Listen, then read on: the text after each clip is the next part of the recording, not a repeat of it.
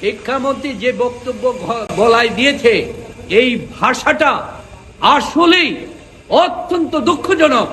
আমি বঙ্গবন্ধুর মার্ডার কেসের আসামি পক্ষে লয়ার ছিলাম, পেপার বুক পাঠ করেছি, লেখা ছিল সব জায়গায় শেখ মুজিবুর রহমান।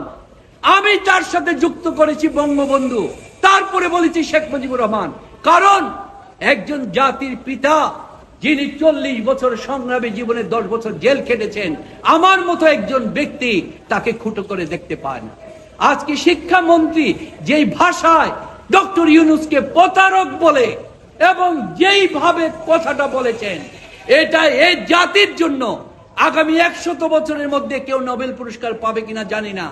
ভারতে রবীন্দ্রনাথ ঠাকুর নোবেল পুরস্কার পাওয়ার 125 বছর পরে অমর্ত্য সেন পেয়েছেন এবং ডক্টর ইউনূস পেয়েছেন। আর ডক্টর ইউনূস শুধু নোবেলই পান নাই, উনি পৃথিবীর 7 জন ব্যক্তির মধ্যে একজন।